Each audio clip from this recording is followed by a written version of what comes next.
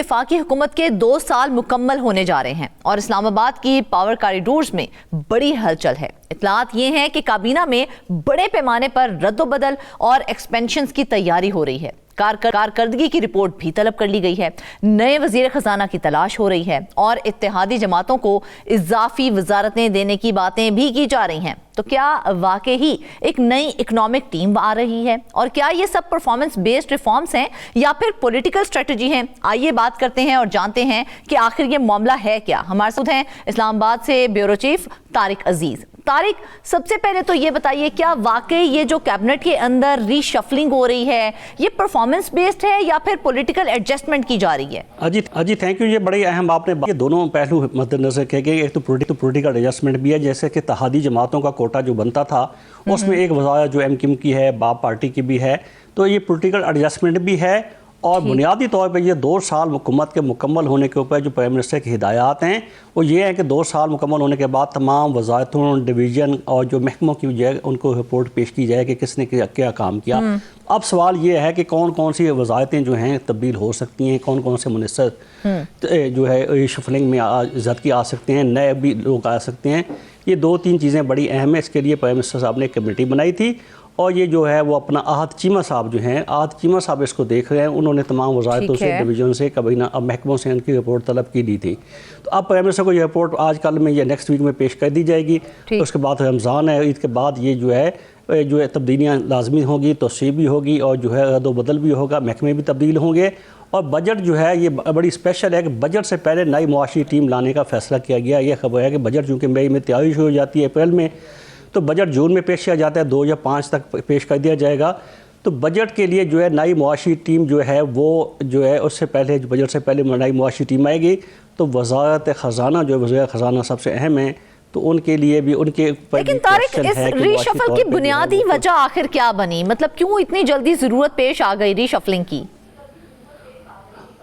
جی بالکل، دیکھیں نا جی، حکومت نے پرائم منسٹر کی بڑی واضح ہدایات ہیں کہ 2 سال کے ہم دیکھیں گے، جانچ پڑتال کریں گے، جانچ کر کے دیکھیں گے اگر کسی منسٹری کی جو کارکردگی وہ مطمئن نہیں ہے، جو ان کو جو ٹارگٹ، اچھا شہباز صاحب جو ہیں پرائم منسٹر، وہ جو ہے ہدف دیتے ہیں، ٹارگٹ دیتے ہیں کہ آپ نے یہ کرنا ہے، آپ نے یہ کرنا ہے، آپ کے لیے 3 مہینے، آپ کے لیے 6 مہینے، آپ کے لیے سال میں، تمام وزارتوں کو ٹارگٹ دیے گئے تھے۔ تو وہ اس بنیاد پہ دیکھیں گے کہ بھئی اگر کوئی کام اپنا ٹارگٹ مکمل کیا ہے، کام مکمل کیا ہے، ہوم ورک ٹھیک ہے، تو وہ کنٹینیو رکھے گا۔ اگر کسی نے اپنا جو ہے وہ ٹارگٹ پورا نہیں کیا اور پرائم منسٹر اس سے مطمئن نہیں ہے تو یقینی طور اس پہ تبدیلی ہوگی۔ اب آپ دیکھ لیں توانائی کی جو منسٹر اویس لگائی اور 2-3 دن سے آپ دیکھیں ان کا کیا مطلب جو اسٹیٹمنٹ دیا، اسمبلی سینٹ میں بھی دیا،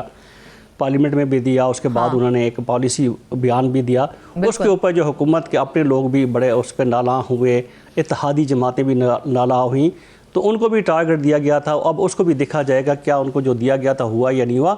بنیادی طور پہ بیسکلی جو طارق، یہاں تو ہم دیکھ رہے ہیں کہ منسٹر آف فائنانس کی تلاش بھی کی جا رہی ہے، تو کیا موجودہ اکنامک ٹیم پر اعتماد کم ہو گیا ہے جو یہ ساری تلاشیں کی جا رہی ہیں؟ اعتماد تو کم، مطلب اعتماد کم تو نہیں ہوا، لیکن یہ ہو سکتا ہے، یہ بالکل ہے کہ جو ٹارگٹ دیا گیا تھا وہ انہوں نے اچیو نہیں کیا، جو ہے کوئی بڑی انویسٹمنٹ نہیں آئی اب تک جتنے، یعنی کہ یہ تبدیلی پرفارمنس بیسڈ ہوگی؟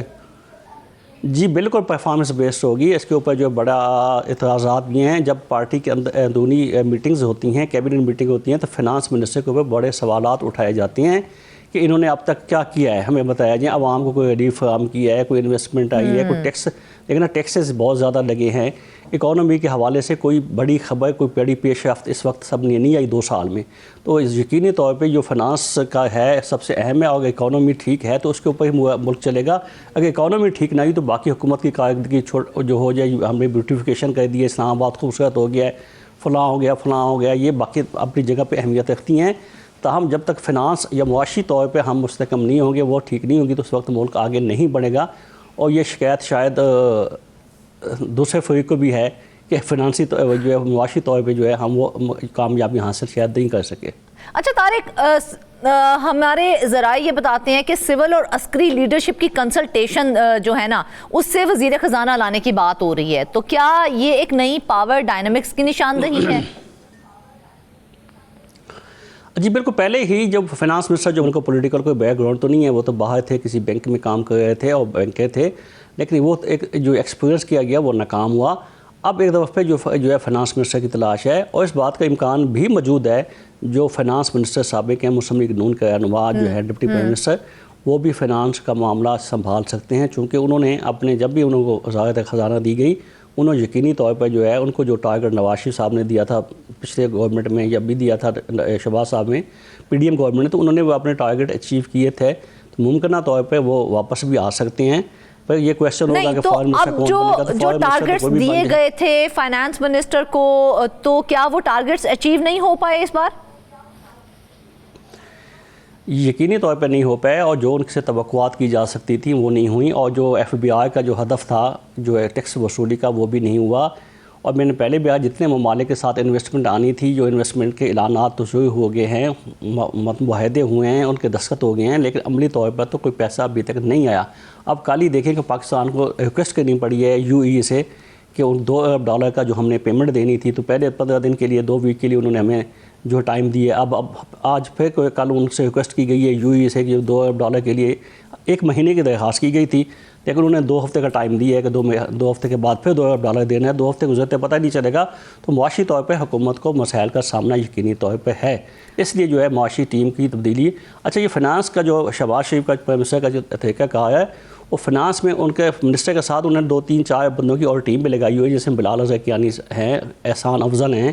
تو یہ ایک پوری ٹیم ہے جو فائنانس پہ اوپر کام کر رہی ہے، لیکن یقینی طور پہ اس کو جو ہیڈ کرتے ہیں، جو اس کو لیڈ کرتے ہیں، وہ تو فائنانس منسٹر ہیں۔ تو اب جو ہے نئی معاشی ٹیم، اگلا بجٹ ہے، بجٹ بڑا چیلنجنگ ہوگا، کتنے ٹیکس لگانے ہیں، عوام کو کیا ریلیف دینے ہیں، نہیں دینا، آئی ایم ایف کی ڈیمانڈز، ان کی طرف سے بھی جو مطالبات ہیں ان کو بھی مد نظر کیا جائے گا، عوام کو ریلیف کی فراہمی بھی حکومت کی ترجیحات ہوگی، تو یہ سب کچھ جو ہے ان کے لیے چیلنجز ہے۔ تو ایک بڑی اچھی کوئی معاشی ٹیم، بڑے ایکسپرٹ کے طور پہ جو ہے کوئی تلاش کی جا رہی ہے کہ ان کا متبادلے کوئی ہو جائے، یہ ہوگی جی۔ اچھا طارق، چند وزارتیں ہیں جن کے اندر نا بڑی تبدیلیوں کی اطلاعات ہیں، ان کے اندر وزارت خزانہ ہے، انرجی ہے اور کلچر ہے، تو کیا یہی محکمے گورنمنٹ کے ویک پوائنٹس بنے ہوئے ہیں، اس لیے ان کے اندر بڑی تبدیلیاں کرنے جا رہے ہیں یہ لوگ؟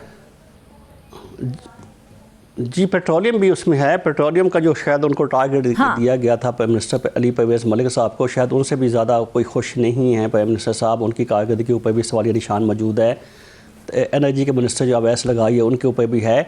اور کلچر کا جو ہے ان کے کھچی صاحب ہیں، اورنگزیب کھچی صاحب ہیں، تو ان کا ایک پوسچر جو ہے وہ انٹرنیشنل ایک وزارت ہے جہاں ان کو جانا پڑتا ہے۔ بالکل ایسا ہی ہے، اویس لغاری صاحب ہیں، اورنگزیب کھچی صاحب ہیں، ان کی تبدیلی کی بھی خبریں کافی گرم ہیں، تو کیا ان کی پرفارمنس رپورٹ بھی سیٹسفیکٹری نہیں ہے؟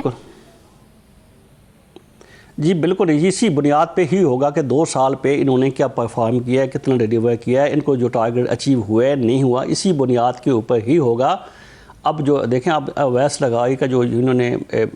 جو نیٹ مینڈیٹنگ والا جو ایک پالیسی دی، اس کے اوپر جتنی تنقید ہوئی ہے، اور ایون کہ پرائم منسٹر صاحب کو اس کا نوٹس لینا پڑا، اور اس فیصلے کے اوپر نظر ثانی کے لیے انہوں نے کمیٹی بنا دی ہے، یہ تمام چیزیں ہیں، اس کے اوپر جو ہے دیکھ کے ان کو تبدیلی کی جائے گی۔ تاہم یہ ہے کہ ایم کیو کا ایک جو ہے ان کا کوٹا بنتا تھا، ان کی جو وزارتیں ان کے حصے میں آئی تھیں، ایک ان کے بچتی ہے، اس کو ڈاکٹر فاروق ستار کا جو ہے ان کو مکمل جو ہے ان کا نام جو ہے فائنل کیا گیا ہے۔ اس سے باب پارٹی سے منصور کاکڑ ہیں، اور جو ہے کاف لیگ کی بھی ایک ایڈوائزر شاید ان کو مل سکتا ہے، وہ وفاقی وزارت ان کو شاید نہ ملیں، علیم خان کی پارٹی بھی ہے، تو ان اتحادیوں کو بھی یہ پولیٹیکل ایڈجسٹمنٹ میں آ جائیں گی۔ اسی طرح مسلم لیگ نون کے ایک بابر نواز خان ہے، ابھی جو انہوں نے الیکشن جیتا تھا عمر ایوب والی سیٹ کے اوپر نا، 2 مہینے بائی الیکشن جو ہوا تھا پہلے، تو بابر نواز خان ہے وہ بڑی لیڈ سے عمر ایوب کو پی ٹی آئی کے ظاہر وہ